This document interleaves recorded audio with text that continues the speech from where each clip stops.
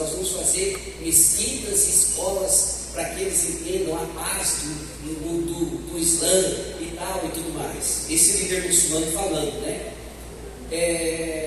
E eu observei e falei, ele não pensa muito. Quem é cético e ateu, ele não crê em Deus. Seja o Deus cristão, seja o Deus muçulmano, seja o Alá, seja Jeová, seja Cristo. Você está entendendo? Eles não creem nisso. Não é porque o Ocidente abandonou Deus, o Ocidente abandonou qualquer crença em qualquer Deus, seja qual for. Tá? Segundo, aí alguns crentes se sentem ameaçados. Ou o Islã está chegando no Ocidente. Meu irmão, a igreja não é minha e nem sua. Porque se ela fosse, ela já teria fechado. A igreja de Jesus, ele disse, as portas do inferno não prevalecem contra ela. Se nem a mão do Império Romano, que sentava cristãos em cadeira quente, incandescente de aço, que cheirava carne queimada, conseguiu parar o cristianismo. Se nem Nero pondo os cristãos em pontaletes, enrolando em panos acartoados e pondo fogo, conseguiu parar os cristãos. Se nem Nero lançando os cristãos lá para morrer no Coliseu ser devorados por leões, parou os cristãos. Dizem que a tortura era tanto que os algozes cansavam a mão. Parou. Não vai ser o Islã que vai parar a igreja de Cristo. Queridos, e aqui eu trabalho também com o problema das questões das heresias.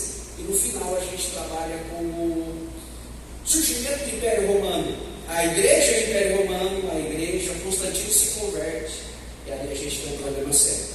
E aqui, a igreja em construção, a igreja em decadência. Que aqui é aquele período que a igreja se imola com o Império Romano e nós temos toda a idolatria, a salvação por obras, os sacramentos, a ascensão dos papas, o período que a igreja vira senhora feudal da Europa, detentora de boa parte. Esse aqui é o período da decadência. Os papas viram reis e monarcas ricos e tudo mais, bastardos de todos os problemas da igreja da Idade Média. E por último, a igreja reformada, que eu parto a partir da reforma e chega até nossos dias atuais.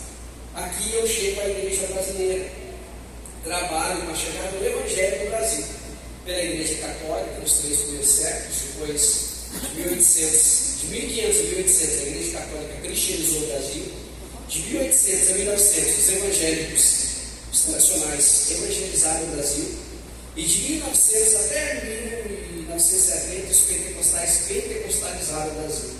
E de 1970 em diante, nós estamos vendo os neopentecostalizaram o Brasil. E aqui eu falo do surgimento das igrejas, falo do pentecostalismo no Brasil, falo da chegada da primeiro movimento pentecostal no Brasil, que foi a Igreja de Congregação Cristã do Brasil, que chega com o Luiz Francisco, que era presbiteriano, e depois a Assembleia de Deus que chega com os batistas, que aí essa congregação e a Assembleia de Deus são igrejas autóctones. Que é isso? Foram fundadas no Brasil. Sabe qual foi a primeira igreja que a gente teve importada no Brasil? A de vocês. Quadrangular foi a primeira igreja pentecostal importada que não era brasileira. Ela veio com o Carol Williams para o Brasil, que chega na década de 50 ao melhor juízo. Também fala do surgimento da chegada da Quadrangular no Brasil, Assembleia de Deus, Congregação Cristã, Brasil para Cristo, Deus é amor. Aí depois começa o movimento não pentecostal, né? Universal do Reino de Deus, Igreja da Graça, a igreja daquele menino chapelão, menino gordinho, tá? E tudo mais. Se alguém quiser, eu trouxe a coleção dos contatos 3 da para um descontinho, tá bom? Mas vamos entrar no nosso assunto aqui. Israel, relógio de Deus. Por quê, professor? Lembra que eu falei para vocês que nós vamos dar uma introdução e vamos mostrar as profecias e o cumprimento dessas profecias. E para nós, Israel é o relógio de Deus. Profeticamente, Israel é o relógio de Deus. Por quê? A partir do que acontece com Israel, nós conseguimos perceber se Jesus está próximo ou não. Então, muitas profecias elas estão relacionadas com Israel e com acontecimentos com Israel, com aquele povo e com a terra da promessa, que é a terra de Israel. Então, a Bíblia é clara ao dizer isso. Nós já falamos isso, eu não vou me aprofundar nesse item, porque esse item eu lembro que eu já devo ter trabalhado com vocês, que estamos nos últimos dias, tá? O texto de Daniel ele vai dizer assim para a gente: tu, Daniel, encerra estas palavras, encerra este livro, até o fim do tempo. Muitos correrão de uma parte para outra e o conhecimento se multiplicará. E aí, quando eu estiver aqui, eu me lembro que eu falei para vocês que estamos vivendo os últimos dias. E o próprio Deus disse aqui para Daniel: ó, encerra até o fim dos tempos. Qual o sinal de fim dos tempos? Correria e conhecimento multiplicado. Vivemos ou não vivemos esses dias de correria e conhecimento multiplicado? Meu irmão, o tempo passa muito rápido hoje. E ainda mais que a gente cada vez mais tem mais atividades, mais problemas, mais isso, mais aquilo. Correria nós temos demais. E conhecimento multiplicado? Também, antigamente, eu cito isso no meu livro e falei na vez que eu estive aqui, antigamente o conhecimento dobrava a cada 2 séculos a quantidade de informação.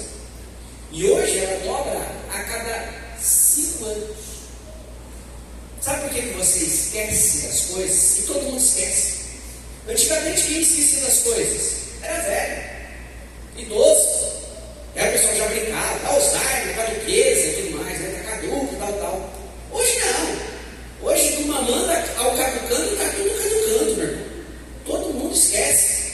Às vezes você sai da sala para ir para a cozinha, no meio do caminho você esqueceu.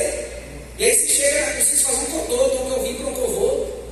Para não parecer que é doido, você vai pegar um copo d'água para ver se a memória restabelece e dá uma resetada, reprogramada. E aí quando você está bebendo água, você vai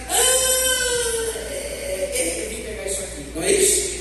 Por que o cérebro faz isso? Ele dá uma limpada, senão você viva aquela historinha. A gente usa só 2% do cérebro. Nossa, o seu que está vazio, porque o meu não, o meu está lotado. Eu ponho a informação de cá e eu estou lá de cá, nunca mais. Eu não sei quem com essa cabeça tão vazia assim para mim, não está não. Ou então eu tenho uma parte oculta do meu cérebro que eu não achei ainda para usar ela. Está escondida ali. Eu tenho que achar uma posta bem ali dela, porque não está. Meu cérebro está cheio. Por quê? A quantidade de informação. Aqui, ó, conhecimento multiplicará. Queridos, eu peguei, muitos de vocês pegaram isso. Orelhão. Quem lembra do orelhão? Hã? Rapaz, eu lembro que eu pastoreei uma igreja, uma região de periferia de Campinas, e bem necessitada. E como era um bairro novo e uma área de ocupação, invasão mesmo, eu lembro que era assim, tinha bastante irmãos que tinham vindo de outros estados, era uma ocupação, né? E eles vinham e se acomodavam ali. Depois do culto, eles iam para ligar para a terrinha deles. Eu saía do culto para passar perto do orelhão, estava aquela fila de irmãos ligando para a terrinha do orelhão. E era assim, né? Ligava lá, também atendia no orelhão. Aí falou assim: chama a manhã aí, tal. E desligava e ficava esperando chamar a manhã para ligar daqui 5 minutos que estava para falar. Ô filho, dá licença, deixa eu ligar aí. Não, estou esperando chamar para eu ligar para falar. Aí depois ele ligar e ficou uma meia hora falando, e o povo na fila brava e tal, aquele. Não é? Queridos, isso aí há 20 anos atrás, irmão. 20 anos atrás era assim. Um pouquinho antes, o primeiro celular que chega, falando de algo há 20 anos atrás. O primeiro celular que chega, era um tijolo desse tamanho. Derrubava a calça. Quem tinha eles? Era só status. Porque não ligava, meu irmão, não tinha torre. Não ligava, não tinha torre. Se hoje você já, com toda essa modernidade, dependendo onde você vai, você não acha torre. Se você for para Pedro de Gil, você não acha torre. E naquela época não tinha torre. Esses dias atrás, quem tinha celular era rei. Agora, todo mundo tem celular. Você tinha. Queridos, eu vi as pessoas comprar ações para ter telefone em casa. Lembra disso? Quem tinha telefone em casa só que era rico, milionário. Tinha gente que tinha empresa de locar linha telefônica, alugava linha para outras empresas. O camarada tinha linhas telefônicas e ele alugava. A gente viu isso esses dias atrás. E agora você vai lá, compra o telefone e põe um chip. Enjoa do mundo para comprar outro chip ali, filho. Esses dias atrás nós vimos isso. E olha o que aconteceu: internet. Como que era a internet há 20 anos atrás? De escada. Como que você acessava a internet? Você entrava, tinha que acessar de madrugada, porque era um curso só, era mais barato, né? Porque você acessava durante o dia, você valia. E como o cara fazia um barulho, nunca mais esqueci esse barulho. Não esqueça esse barulho nunca mais, meu irmão. E como que abria a página? Era assim, meu irmão, ó.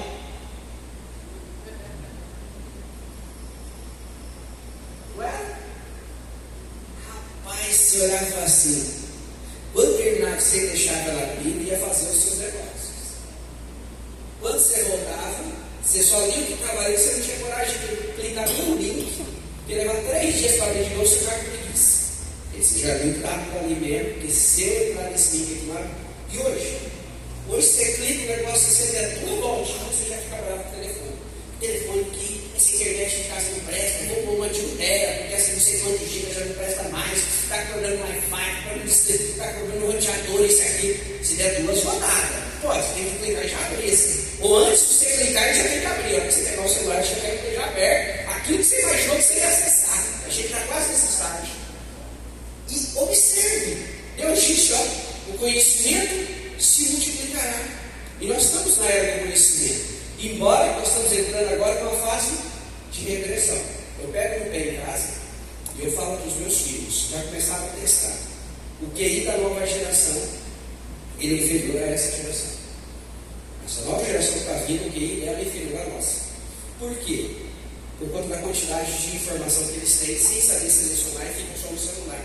Eles não têm aquela capacidade de absorver informação múltipla, observar, estudar e trabalhar. Eles têm muita coisa pronta. Está tudo pronto. Nós não. Tabuada, filho, decora a tabuada. Não é isso? Eu digo para vocês que a maioria daqui, você estudou, teve que decorar a tabuada. Teve? Tá, que teve. A gente fazia 10 esqueminhas para decorar a tabuada. Expressão, fazer aquelas coisas de expressões, tudo aquilo fazer melhorar o nosso raciocínio lógico. E hoje o mercado está com tudo na mão. Ele vai lá no celular, se ele está na escola, não, você está em casa, ele já vai fazer o cálculo no celular e tal, tudo mais, tem calculadora, tudo na mão. E fica preguiçoso.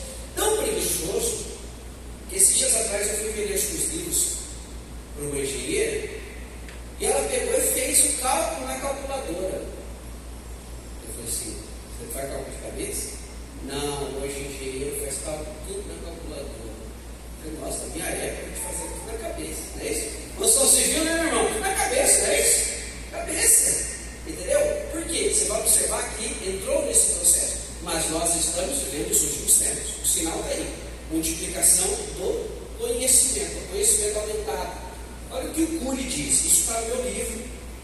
Eu citei no meu livro essa parte do Cury. O Cury é cientista da mente. Eu não sou. Eu trabalho com a informação dele. Ele diz assim, ó, o Cury disse que a cada 5 anos dobra o conhecimento. Enquanto que no passado eu dobrava a cada 200 anos. Para não dar com aquilo que Daniel disse. Conhecimento multiplicado. E queridos, o que eu mostrei para vocês, vocês viram isso?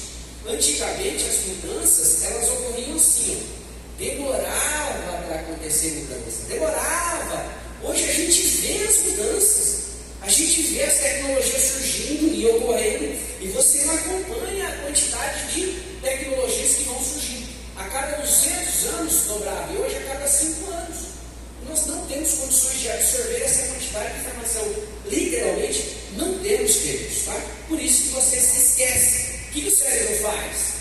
Ele vai e diz assim, essa informação é inútil. Ele coloca para fora. Os alunos falam assim a mim, professor, como o senhor guarda tanta informação? Eu não sou mais especial que vocês, mas eu tento ver o assunto mais de uma vez. Porque a primeira vez que eu vejo o assunto, eu só estou tendo contato. E eu fico aí. Depois, na segunda vez, eu organizo o assunto. E na terceira vez, eu fixo o assunto. Então, por ver o assunto mais de uma vez, tanto é que estou dando para o Moisés e para o Luciano a arqueologia esse mês, e eu falo para eles, a gente tem que ver o assunto mais de uma vez. Porque o aluno estuda o assunto e acha que está estudado. Não está. O primeiro contato que você tem com a informação, você só está vendo o que é. Depois que você vai começar a gravar e relacionar. E o cérebro vai dizer assim para você, você precisa dessa informação. E ele vai colocar o quê? Nós temos a memória a curto prazo, médio prazo e longo prazo. Quando ela coloca essa informação no longo prazo, fica lá. E aí você lá na frente vai lembrar dela. Do contrário, irmão, é igual o número de telefone. Fala o número, a pessoa falou, você digitou. Hoje em dia é que grava, mas antigamente não gravava, né? Quando era aquele de digitar. Terminava de falar, você fala assim, ah, não atendeu lá, fala de novo. Não é isso? Você tem que falar de novo. Por quê? Ficou só no curto prazo. O cérebro diz para você, ó, ele precisa dessa informação só para digitar aqui. Terminou, ele já não lembra mais. Então, nós temos que trabalhar com isso por conta do quê? Da quantidade de informação. Quem nunca foi assado, nós já falamos com vocês, se esquece por conta do quê? Da quantidade de informação. Olha isso aqui, queridos. Esse versículo é o chave do que nós vamos trabalhar com vocês, pelo menos 2 aulas no domingo. Muitas profecias se cumpriram, irmãos. E uma do cunho político internacional. É assustador que as maiores potências do mundo trabalham para o cumprimento das profecias e nem se atentam. E a gente olha e fala, olha as profecias se cumpriram.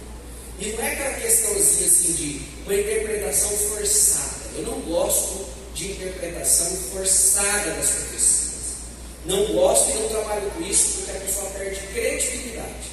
Eu já estou há 22 anos. Uma coisa que eu sempre tentei cuidar é com a minha credibilidade. Infalível eu não sou e inerrante eu não sou, é só Deus. Mas eu procuro ao máximo não entrar em aventuras especulativas, teológicas e proféticas para não perder credibilidade. E eu vou te mostrar para você que as informações que eu dou são todas com base, realmente, ela tem plano de fundo histórico e fático. Não é uma coisinha que alguém, eu acho que que talvez pode ser, será. Não, realmente tem base. Vamos lá. Olha aqui, olha o que o Senhor Jesus diz. Aprendei, pois, esta parábola da figueira. Quando já os seus ramos se tornam termos e brotam as folhas, sabeis que está próximo o verão. Igualmente, quando virdes todas essas coisas, sabeis que está próximo às portas. Queridos, deixa eu falar uma coisa para vocês. Eu tenho um pezinho de figo em casa, tá? Um pezinho de figo em casa. Essa época, ele está parecendo que está morto. Só tem estado. Se você chegar lá, você morrer, é pé de figo. Está morto. Só tem estado. Eu tenho uma folha. Mas uma folha. Se você precisar fazer, eu quero uma folha de figo fazer um chá. Vai morrer doente. Ele vai lá fazer um chá de figo porque ele não tem folha. Não tem uma folha, mas morreu. Agora, setembro, ele já começa a lançar o rebento. Já começa a lançar um brotinho. Bota aqui, brotinho. E aí, o que ele está indicando? Está chegando o quê? O verão. E aí, depois ele vai lançar o fruto. Em casa, eu não gosto de figo. Eu plantei lá minha esposa, que come, e os passarinhos. Eu deixo lá os passarinhos com meus filhos lá. Mas eu tenho pé de figo em casa. E o que o Senhor Jesus está dizendo assim? Assim como você olha para o pé de figo, para a figueira, e vê que ela secou e está lançando os rebentos, e diz assim, olha a estação do verão chegando, ele diz assim para a gente, olhe para Israel. Quando você começar a olhar para Israel, ela é a figueira, e os fatos envolvendo Israel. Quando você começar a ver se cumprir aquilo, Jesus disse várias profecias aqui em Mateus 24 envolvendo Israel. E ele está dizendo assim, quando as profecias relacionadas a Israel começarem a se cumprir, você vai perceber que eu estou às portas.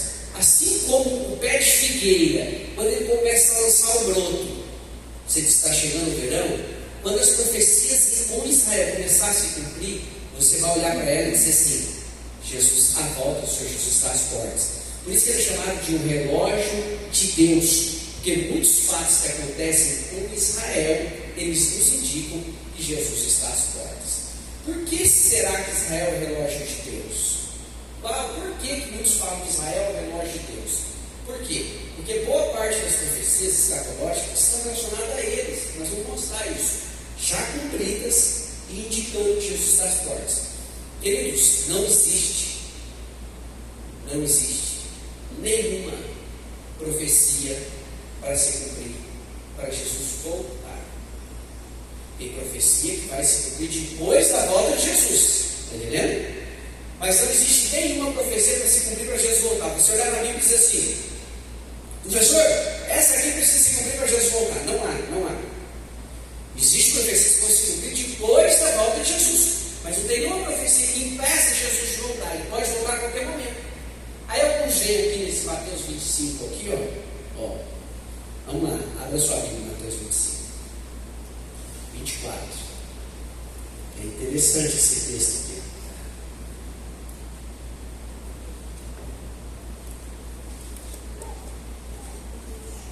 (14) de Mateus.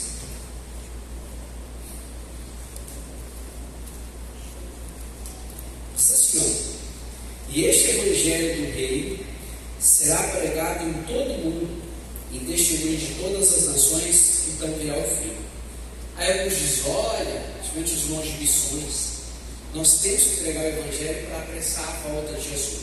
Não, nós temos que pregar o Evangelho porque Jesus mandou lá em Mateus 28, ir para todo mundo pregar, isso já é suficiente.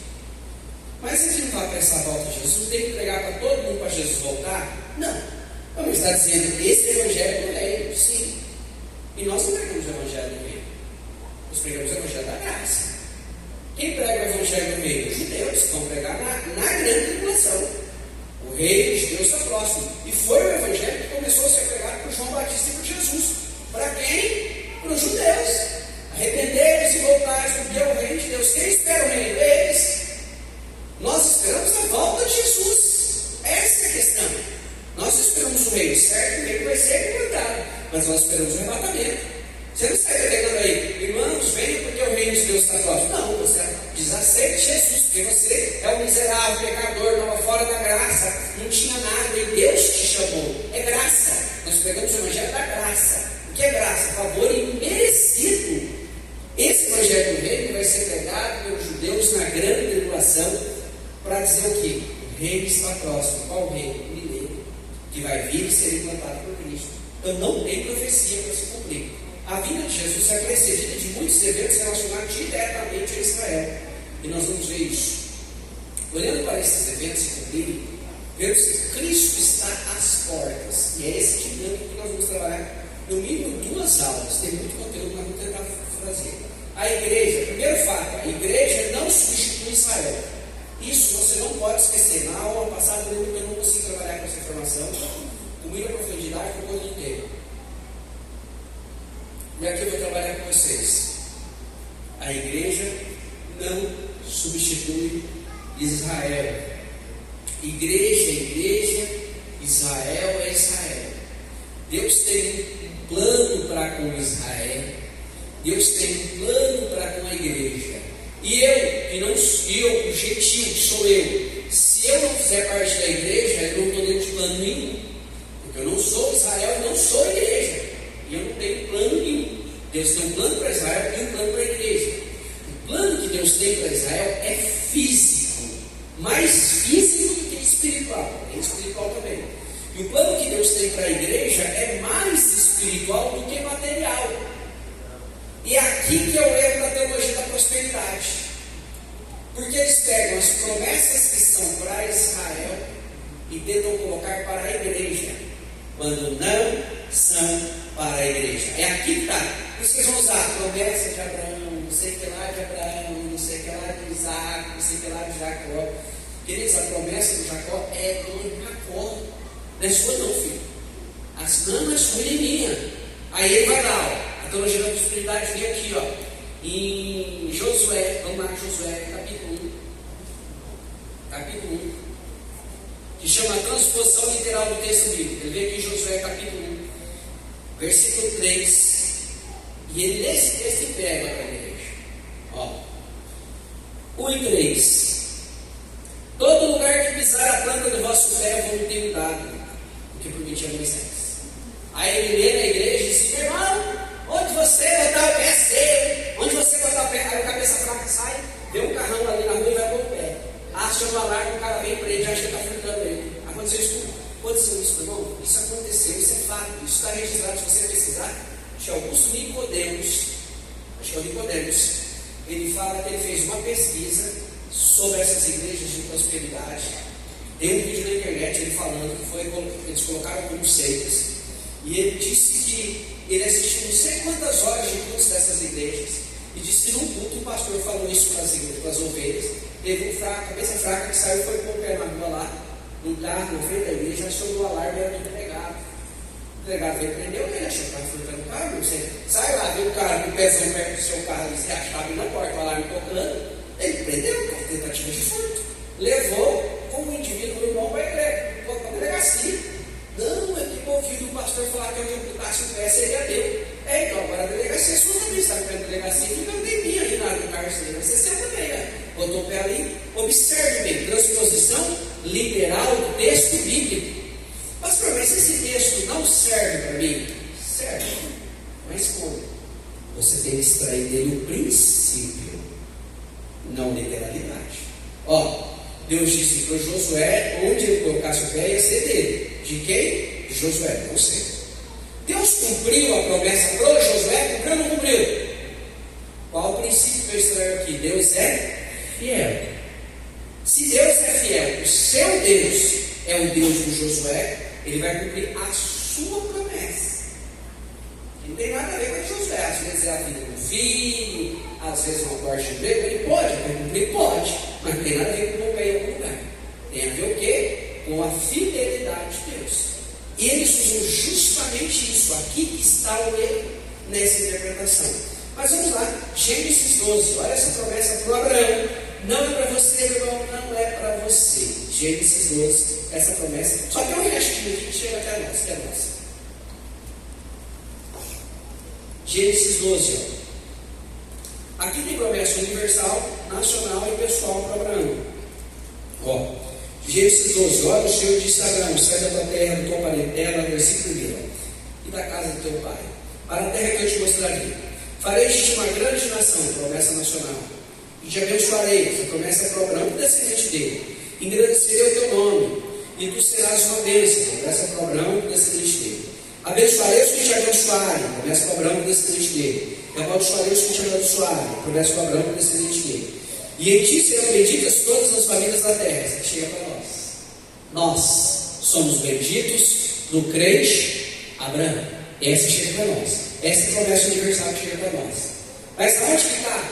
Professor, onde está o cumprimento dessa promessa? Que em Abraão seriam benditas todas as famílias da terra. Gálatas 3, 8 e 9. Olha aqui, Gálatas 3, 8 e 9. Olha.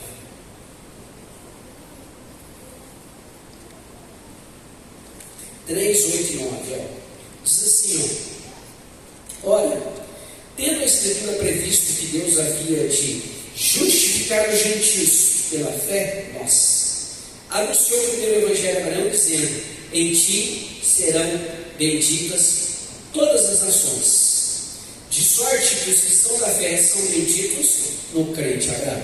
Gálatas 3, 8 e 9 diz que nós somos benditos no crente Abraão. Essa chegou para nós. Mas é aquela que Deus diz: vou fazer uma nação para Israel. Vou abençoar os que te abençoarem, é para Israel. Vou amaldiçoar os que te amaldiçoarem, é para Israel. Meu irmão, isso deveria servir para a gente de exemplo. O que é isso? Eu vou te mostrar isso. Está no nosso nariz. Só não vê quem não quer. Eu vou te mostrar que as profecias elas estão aqui, ó. Só não vê quem não quer. Deus disse para Abraão em Gênesis 12, ó, vamos lá, eu vou ler para você gravar e vou te mostrar isso praticamente. Na historinha não, ó. Versículo 3: abençoarei os que te abençoarem e amaldiçoarei os que te amaldiçoarem. Vamos lá. Qual é a nação mais rica da face da terra? Hoje, qual é a nação que tem mais grana? Estados Unidos. Eu tive vendo esses dias atrás uma informação que o PIB dos Estados Unidos é 28 trilhões de dólares. Irmão, não é bi, é tri. Segundo, vem a China. Quanto? 18 trilhões. Só que, meu irmão, falta 10. Só que você vai pegar os 18 trilhões da China e dividir em 1 bi e 400 milhões de pessoas. E você vai pegar esses 28 trilhões dos Estados Unidos e dividir em 300 e poucos milhões de pessoas. Quem tem mais grana no bolso? Um chinês ou um americano? Um chinês, um americano e muito mais um americano. E aí?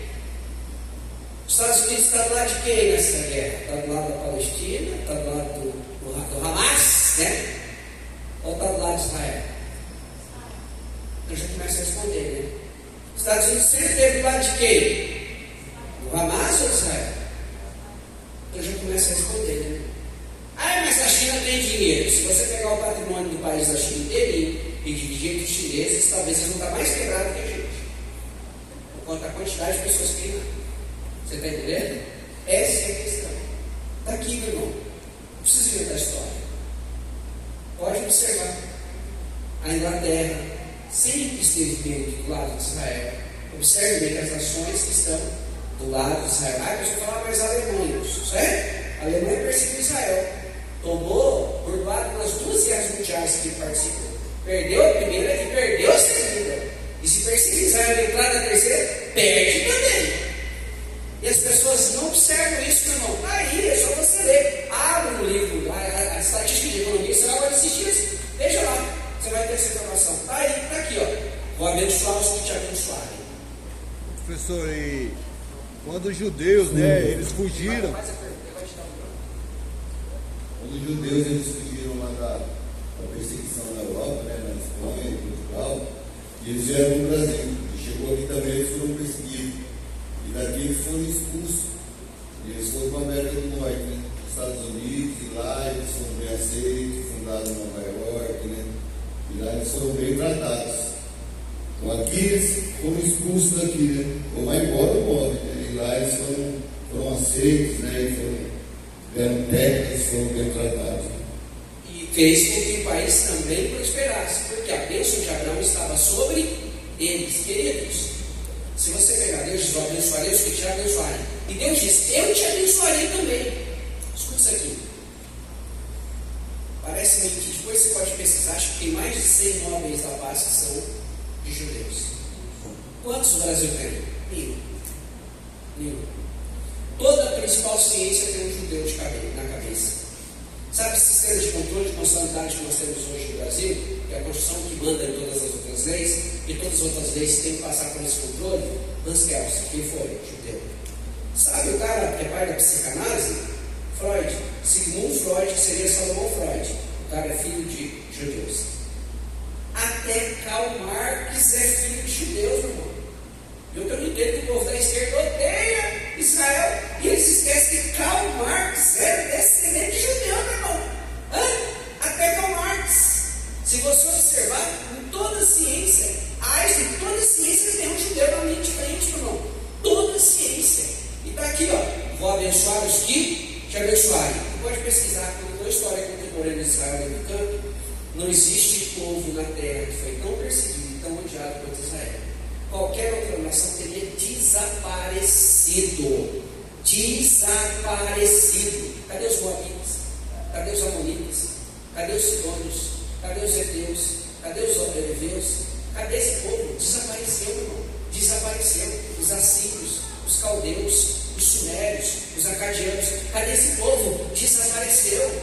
Desapareceram. Impérios poderosos desapareceram. Israel continua lá.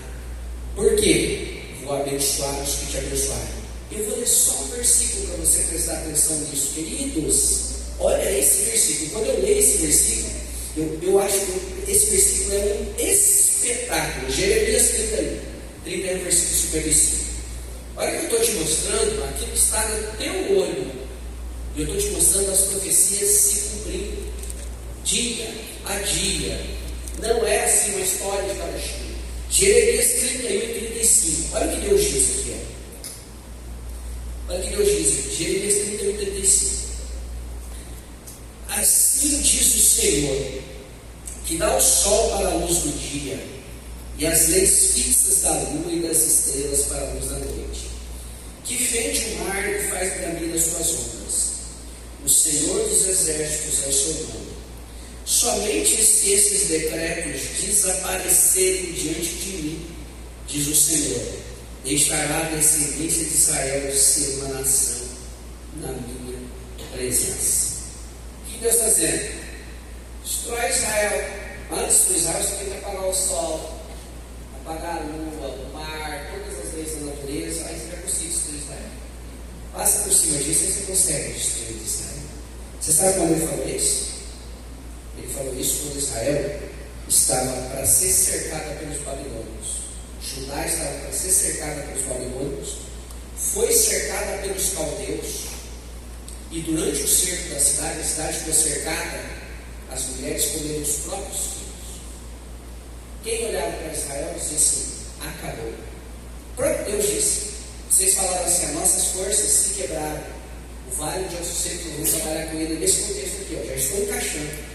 Nós vamos trabalhar com essa profecia do vale de ossos secos, que muita gente prega errado. Demais! É uma das profecias que mais se prega errado. Olha aqui, ó, eles estão cercados pelos caldeus. O cerco durou 18 meses. Irmão, pensa você numa cidade murada e do lado de fora o inimigo 18 meses lá esperando você sair para te pegar. E não deixa entrar nem comida. E você vê que vira e mexe, você escuta um barulho de chuva, mas não é chuva. É chuva de flecha. É chuva de pedra. Que vem do lado de fora, que lá 100, 200 mil soldados, arqueiros assim, ó. E aquela nuvem de flecha do lado de dentro. E gente morrendo, gente caindo no sangue escorrendo. 18 meses. 18 meses a ponto das mulheres comerem os próprios filhos. Está na Bíblia? Está. Lamentações de Jeremias, um pouquinho para frente aqui, ó. Capítulo 2, versículo 20. Diz assim, ó. Vê, ó Senhor, e considera a quem fizeste assim. Antes as mulheres comeram o fruto de si mesmas, as crianças que trazem nos braços, as próprias mulheres comeram os filhos. Capítulo 4, versículo 10 de Lamentações. Olha o que diz aqui, ó. As mãos das mulheres piedosas cozeram seus próprios filhos, que lhes serviram de alimento na destruição da filha do meu povo. As mãos das mulheres piedosas. Mas só assim, você que é mãe já fica perguntando, como que pode uma mãe fazer isso? Você se conhece na normalidade. Você não se conhece na anormalidade. Eu lembro quando eu fui passar pelo crivo pastoral para ser consagrado, tinha 2 pastores me analisando, estava eu e o irmão falando assim. E aí ele perguntou assim, um dos pastores que estavam me analisando no crivo pastoral para ir ao ministério, ele perguntou assim para mim, pastor Reinaldo, o senhor se considera alguém normal? Aí eu disse assim, olha, na normalidade eu sou normal. Mas eu não sei se eu ficar uns 2 anos preso dentro de uma cidade sem comida, se eu não acho o senhor não. Ele até deu risada. Um amigo meu deu risada. Na normalidade eu sou normal, mas irmão, você se conhece na normalidade. Você não se conhece na anormalidade. Você nunca viveu um dia desse aqui, um tempo desse. Você se conhece na situação, na circunstância normal. Porque você vê lá e fala assim, eu não vou ter sorte nenhuma, essa criança também não vai ter sorte nenhuma, não. Só basta atuar quase pelo instinto. Essa é a questão.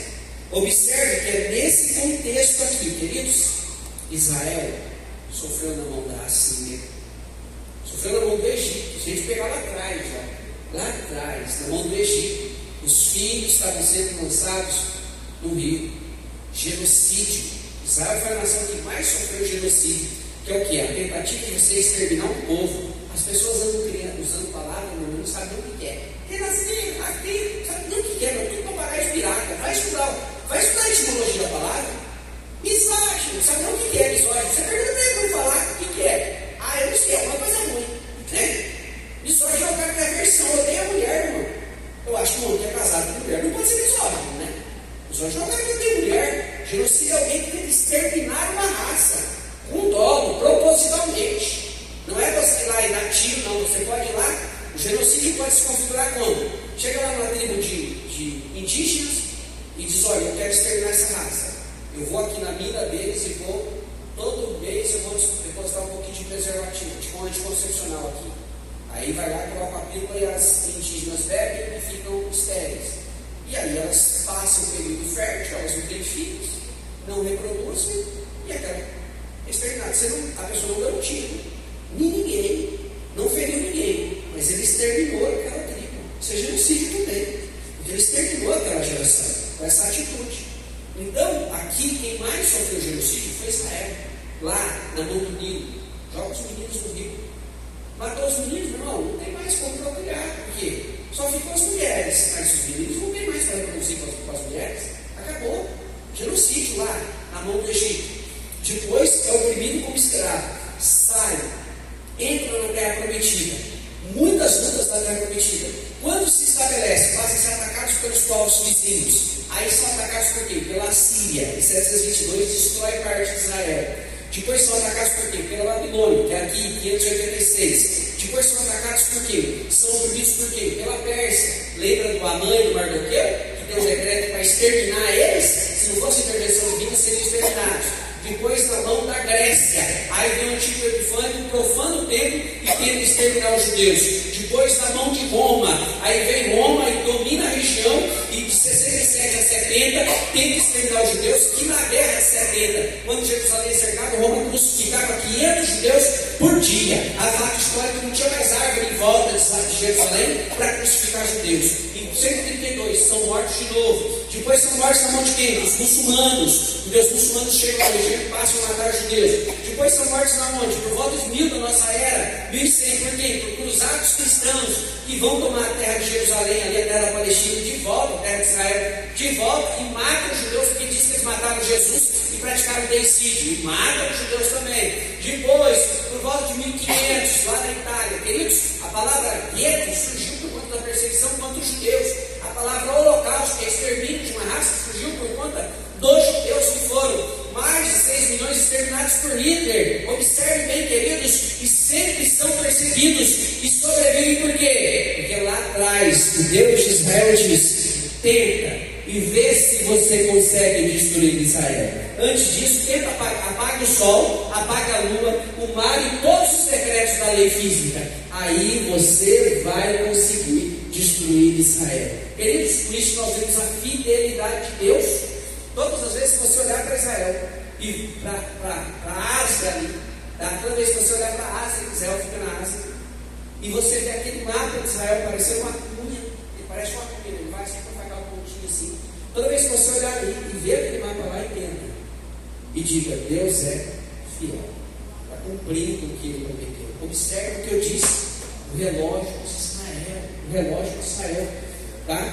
Existem promessas que só podem ser cumpridas em Israel, não é para a igreja. Como assim? Promessas da terra. Gênesis 18, 17, 8. Gênesis 17, 8. Olha o que Deus disse para Abraão: darei a ti e a tua descendência depois de ti a terra das suas peregrinações, toda a terra de Canaã em perpétua possessão. Segura essa informação, porque lá na frente a gente vai usar ela. Olha o que Deus disse para Abraão: a terra das suas peregrinações em perpétua possessão. A terra de Israel é sua para sempre. Esses são os argumentos que nós usamos para dizer que essa terra não vai desaparecer. Ela não vai ser destruída, ela vai ser transformada. Esses são os argumentos, porque Deus diz: a terra é de vocês para sempre. Tem gente que acha que quando terminar a grande tribulação, Deus vai pôr fogo nessa terra e ela desaparecer, e todo mundo vai virar anjo e não vai ter mais nada, mais ninguém. Não, queridos, está aqui. Deus diz: a terra é de Abraão para sempre. Essa terra, ela vai passar por um período de transformação. Observe bem, só para você entender, a gente vai passar por mais de uma vez por isso. Lembra que eu falei? É mais de uma vez para gravar. Escute isso aqui. Nós temos, olha a sequência de fatos, queridos. A igreja é arrebatada, começa a grande tribulação. Aí nós temos os selos, as trombetas e as taças. Quando termina a grande tribulação, Jesus volta com a igreja, prende Satanás e inicia-se o milênio com a igreja. E o milênio, Deus reconstrói tudo. Aquilo que foi destruído na grande tribulação, ele é reconstruído no milênio. Mas por que é destruído na grande tribulação? Porque Deus está desmanchando o presente sistema para implantar o seu reino. Ele está desmanchando. A estátua de Daniel do capítulo 12, como diz o povo, a estátua de Daniel do capítulo 2. Você vai ver que Daniel não, de Nabucodonosor, que Daniel revela. Você vê que Nabucodonosor ele olha a estátua, depois a gente vai ver, deixa eu ter imagens dela. Essa estátua tem uma cabeça de ouro, aqui prata, que é a parte de bronze, ferro e barro. Cabeça de ouro, Nabucodonosor, Pérsia, Grécia, Roma, e o pé, barra e ferro nos últimos dias nossos. E ali no capítulo 2 de Daniel, depois você pode chegar em casa e ler, não dá para a gente trabalhar esse capítulo todo, porque só isso vai dar ali uma aula e mais um pouco. Você lê Daniel 2, uma pedra, ela bate no pé dessa estátua e dissolve essa estátua. E o próprio Daniel diz: essa pedra é o reino que virá. E essa pedra, que é o reino que virá, é o reino de Cristo. E ela destrói essa estátua que representa todo o sistema mundial de governo. Destrói o presente sistema para implantar o seu. Por quê, professor? Eu não entendi. Você vai entender. Abra sua Bíblia. Evangelho de João 5. Epístola de João, desculpa, bate em Apocalipse. Primeira Epístola de João 5,19. Olha o que diz aqui. 5,19, muito conhecido. Primeira Epístola de João.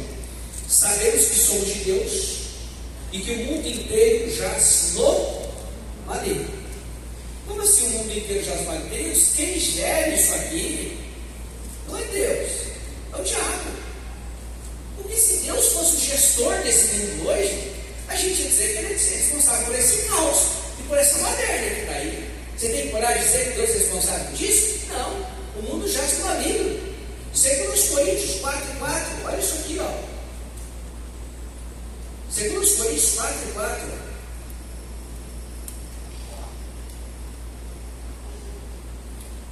Nos quais o Deus deste século cegou o entendimento dos incrédulos. O Deus deste século. Quem é o Deus? Está aqui no minúsculo. O Deus desse século. Satanás. Vamos lá. João, Evangelho de João 16. Olha o que diz aqui no versículo 11. Do juízo, João 16, 11.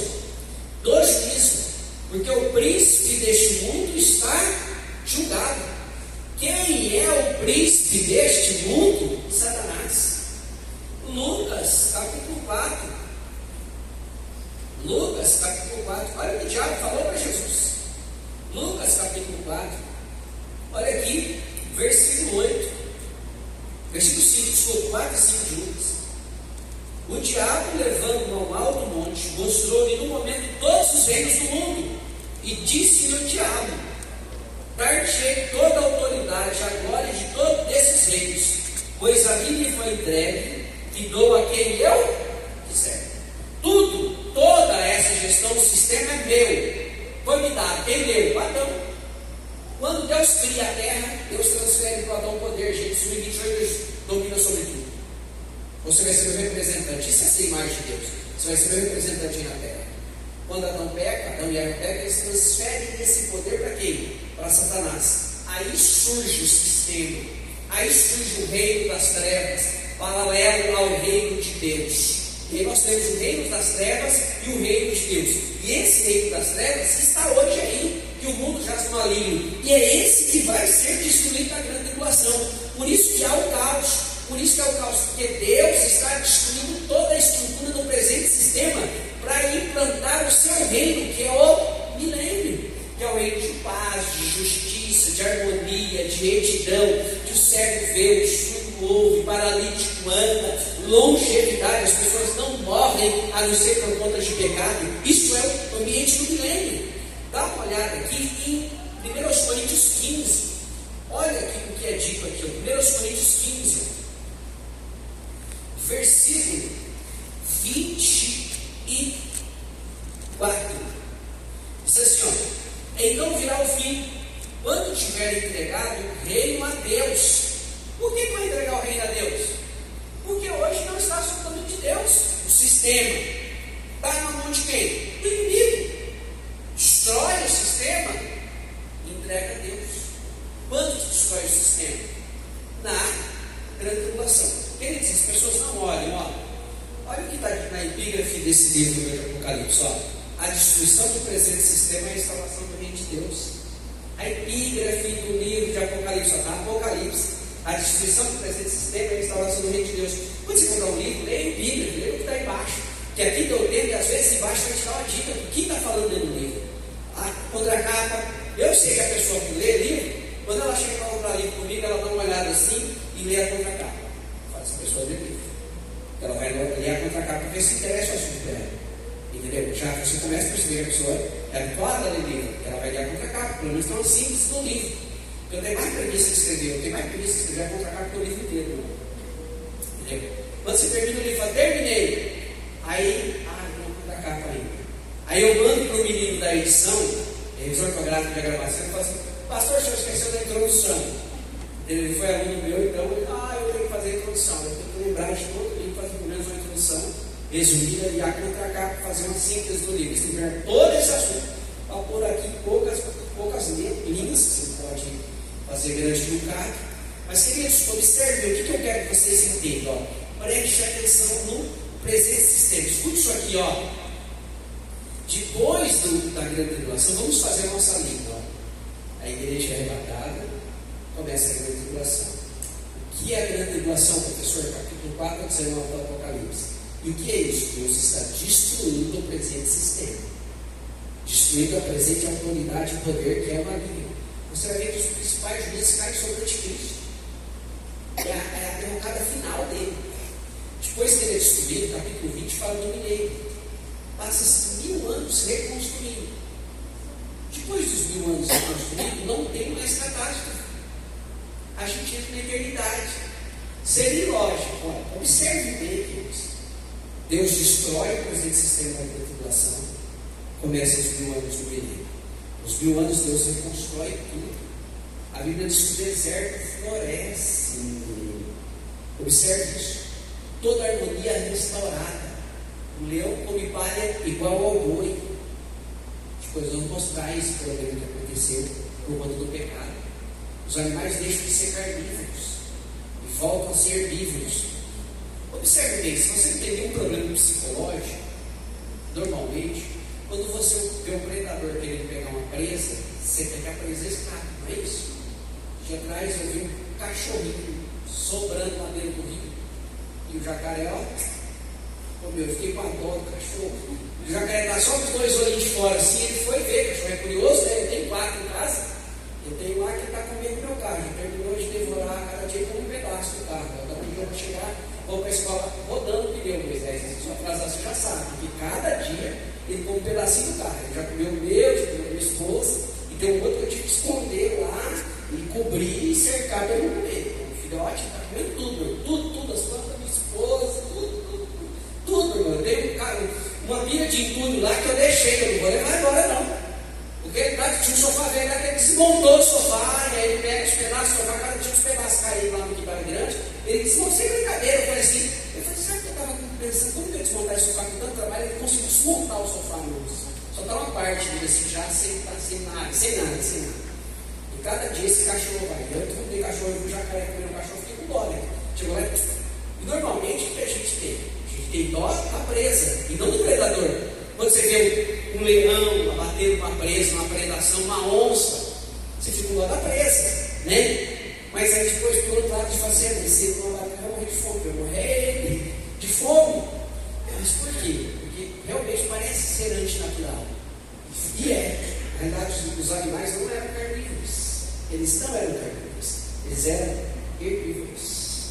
Professor, você está doido? Não estou. Segurei, vou só ler o texto aqui. Gênesis 1. E nós também. A picanha, aproveita e a picanha, irmão. Aproveita aí, o capítulo 1 de Gênesis, ó. Gênesis 1, versículo 29, ó. E disse Deus: ainda tenho-vos dado todas as ervas que produzem semente, e se acham sobre a face de toda a terra, bem como todas as árvores em que há fruto que dá semente, servirão para mantimento. E todos os animais da terra, a todas as aves do céu e todos os seres viventes que se arrastam sobre a terra, tenho dado todas as ervas ao trigo. Vamos ler o trigo bem devagar aqui, ó. E a todos os animais da terra, e a todas as aves dos céus, e a todos os seres viventes que se arrastam sobre a terra, tenho dado todas as ervas verdes como mantimento. O que ele está querendo dizer aqui? Para um homem, versículo 29, disse Deus: tenho-vos dado toda a erva verde que produzir sementes que se acham sobre a terra, bem como todas as árvores que dão fruto e semente. Deus está dizendo: você vai comer erva e árvores que dão semente. Para o homem. E no 30 ele vai falar para os bichos. E a todos os animais da terra, ponto. Agora, para os animais, esse vai ser o cardápio deles. Deus está. Você não pode ler continuamente dizer os homens podem comer os animais. Não. Vai dizer ponto. Agora, para os animais, versículo 30, e a todos os animais, para todos os animais, para todas as aves, e todos os seres viventes terráqueos sobre a terra, eu tenho dado as ervas verdes como mantimento. Está dizendo, para você eu dou ervas e frutos, legumes. Para os animais eu dou ervas verdes. Ele está dizendo, eu vou dar carne. Aí, o que acontece? Nós temos o efeito do pecado. Adão cai.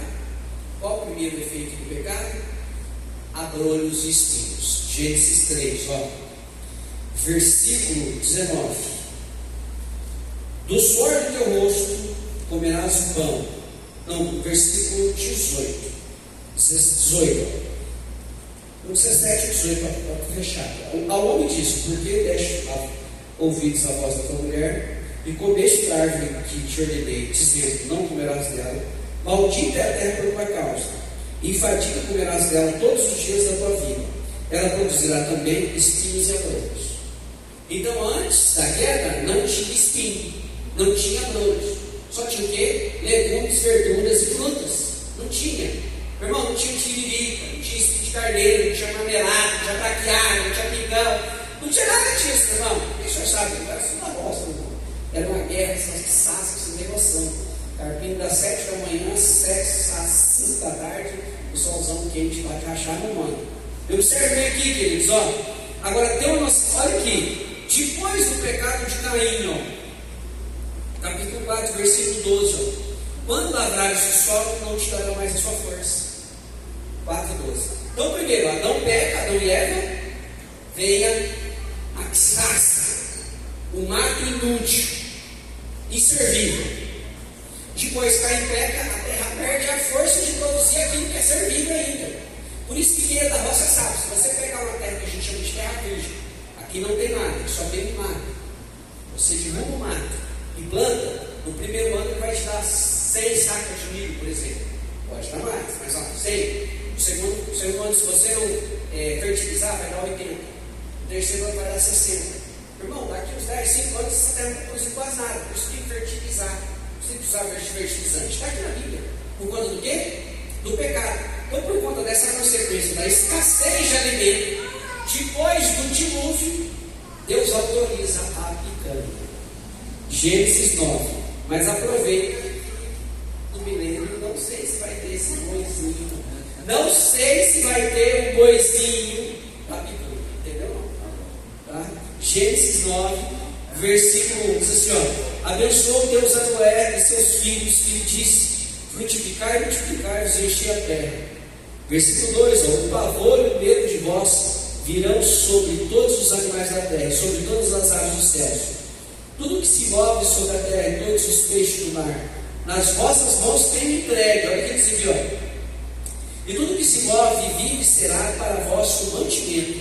Assim como vos dei as ervas verdes, tudo vos dou agora. O que está querendo dizer? Como lá atrás eu dei para vocês as ervas, as verduras, agora eu autorizo você a comer uma carnezinha. E a partir do dilúvio, os homens passam a poder comer carne, e os animais a gente entende também, a partir da queda, há essa possibilidade, que vai ser afastada no milênio. Olha lá, Isaías, capítulo 2. Isaías, capítulo 2. Não, capítulo 11, 2 também fala de milênio, mas é outro assunto. Capítulo 11, versículo 6. Morará o lobo com o cordeiro, e o leopardo com o cabrito se deitará. O bezerro e o filho do leão e o animal cevado viverão juntos. Meu irmão, se você colocar um lobo e um cordeiro, outro dia você vai achar o lobo, né, meu irmão? Porque a barriga é grande ainda, né? O cordeiro você não acha hoje. O leopardo e o cabrito, deixa junto. Outro dia você vai achar quem? Só o leopardo, o cabrito não vai lá. E ele diz assim, o bezerro cevado e o leão viverão juntos. Meu irmão, deixa os dois juntos você ver hoje. E um menino pequeno se dará, a vaca e a ursa passarão juntas, seus filhos juntos se deitarão, e o leão comerá palha como o boi. Hoje não, mas no milênio sim, vai ser restaurada toda a harmonia. Então observe, Deus restaura tudo isso no final do milênio e fala, cansei, vou destruir essa terra aqui porque eu cansei. Reformei, mas a reforma não ficou do jeito que eu queria, vou destruir tudo isso de novo. Não. Ele reforma para preservar para a eternidade. Não vai perguntar uma coisa, meu irmão? Pastor, a gente às vezes vê assim, na internet, nos sites, fala assim que o Rio está secando, né?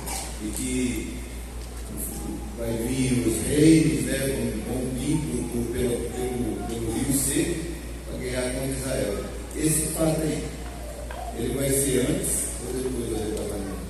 Isso, boa pergunta. Ele vai acontecer depois do arrebatamento, no final da grande tribulação. Então, ou seja, se está secando, pode ser um vislumbre do que já vai estar pronto para a igreja ser arrebatada, mas esse fato profético ali que está em Apocalipse, capítulo 17 ali, 17, acho que 18, vai estar lá em Apocalipse, mas é um fato profético para o final da grande tribulação.